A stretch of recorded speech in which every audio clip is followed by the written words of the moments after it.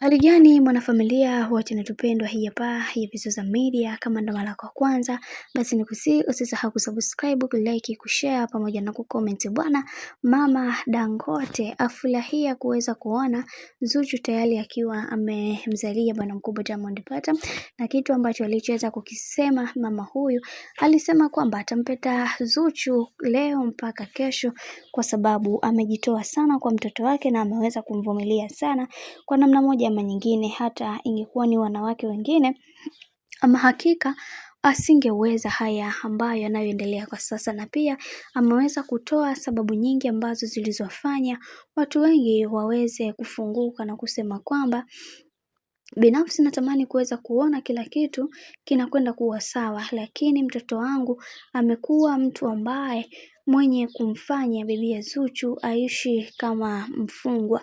Lakini yote mwanangu bado aliendelea kupambania maisha yake, na pia aliweza kupambania ndoto zake kiujumla, na tumeweza kuona wengi wao walifunguka na kusema kwamba kwa haya yanayoendelea sasa, Mungu asimame nasi ili kuweza kutatua changamoto hizi ambazo zilizopo sasa, ila tunaamini kwa uwezo wa Mwenyezi Mungu kila kitu kitakwenda kuwa sawa, na tunaamini katika hili Mungu atatupambania na Mungu atasimama nasi katika kila hatua ya maisha ambayo watu wamekuwa wakipitia. Hivyo yatupaswa kuweza kuhakikisha kila kitu kinakuwa katika misingi na mikakati iliyo bora zaidi. Mama Dangote kwa upande wake anafunguka na kusema kwamba yeye kama yeye atahakikisha bibi ya Zuchu anapata furaha ya milele katika kila hatua ya maisha yake, kwa sababu kuna mambo mengi ambayo yamekuwa yakiendelea, na binafsi wanaamini katika hiki ambacho kinachoendelea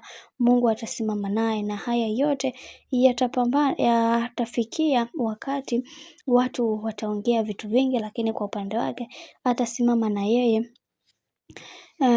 na yeye katika kila hatua ya maisha ambayo anayoyapitia. Bwana, mambo ndo kama hivi ambavyo unavyozidi kuona Mama Dangote ameweza kuwa sambamba na bibie Zuchu kila hatua ambayo anayopiga. Amedai kwamba atahakikisha kila kitu kinakwenda kuwa katika misingi na mikakati iliyo bora. Hataki tena zile drama ambazo zinazoendelea sasa hivi mitandaoni, kwani kuna vitu vingi ambavyo vimewafanya watu wengi waweze kuongea mengi, mpaka imefika kipindi watu wanaongea vitu ambavyo visivyokuwa na kichwa wala miguu. Bwana, mambo ndo kama hivyo.